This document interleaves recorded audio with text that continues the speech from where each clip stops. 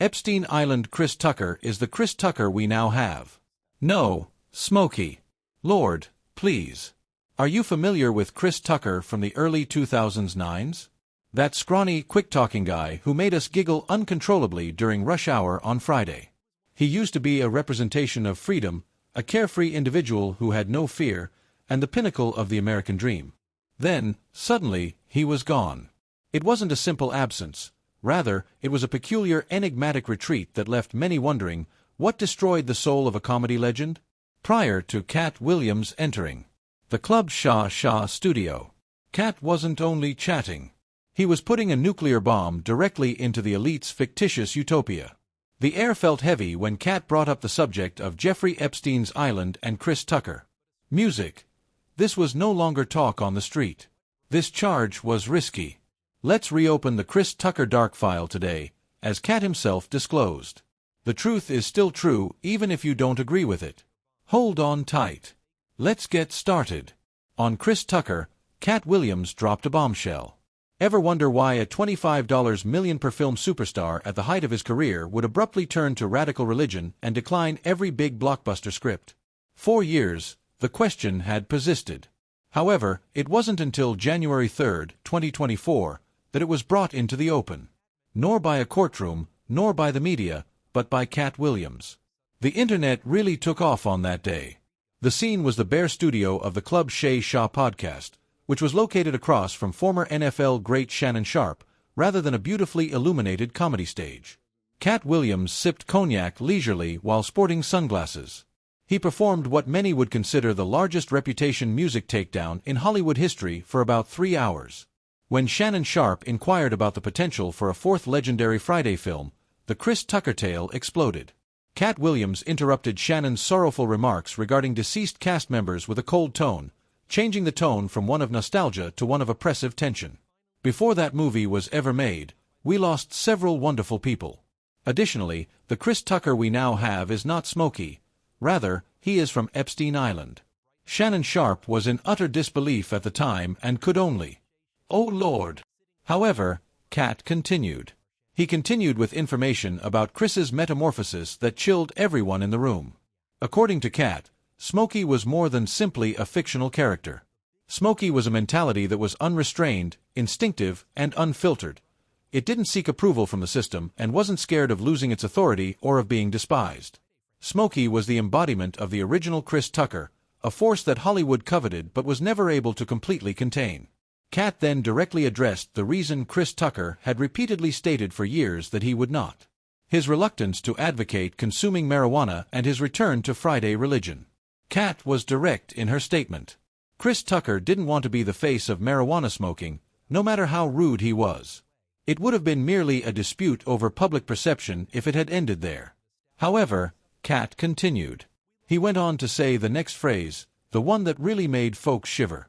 However, he is the best friend of Michael Jackson. Michael referred to him as Christmas. Have you ever been given a nickname like that by a man? The question wasn't innocuous. The knife had been twisted. Michael Jackson represented innocence that was shattered by the influence of the media and perilous inner groups. Katt wasn't making accusations when he positioned Chris Tucker next to Michael Jackson, but he was creating an environment in which Smokey had no place.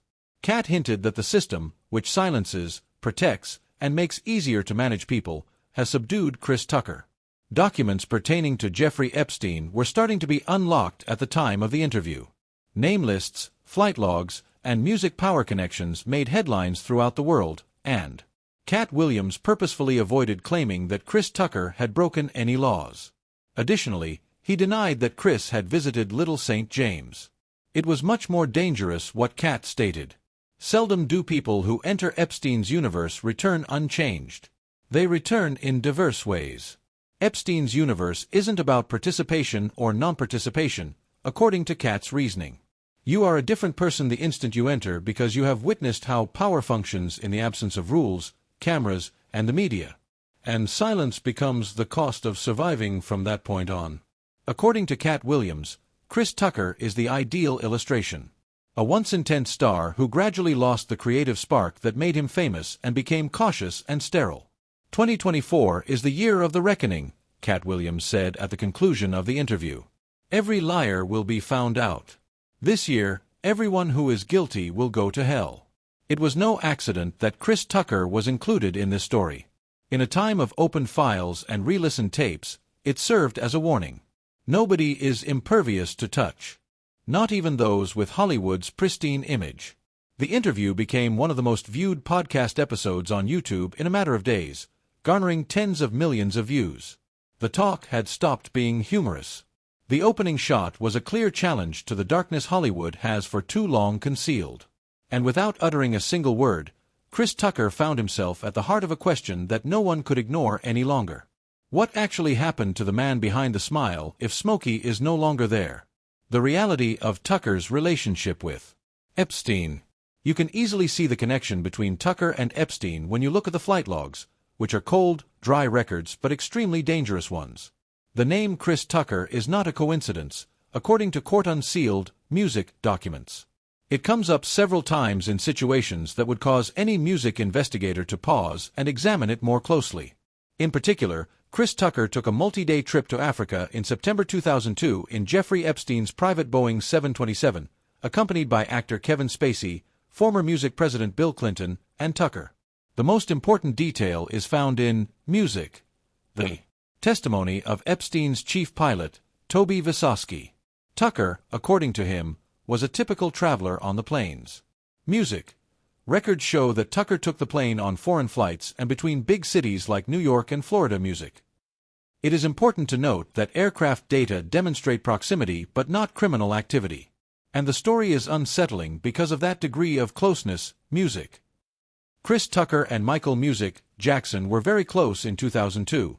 This relationship was openly discussed and Tucker frequently expressed his appreciation for Jackson. The important point here is that, even though there is no proof that Michael Jackson committed any crimes, his music name can be found in files related to Epstein. Music. Together, these connections, Tuck Jackson, Clinton, Spacey, and Epstein, create a complex web of access, notoriety, and influence. This is the circle of the manipulated, as Katt Williams puts it. Everyone entered the same area of power, even though not everyone is a criminal. Chris Tucker was compelled to speak up in order to protect his image once these documents came to light. He gave a thorough yet well-considered explanation. The justification Chris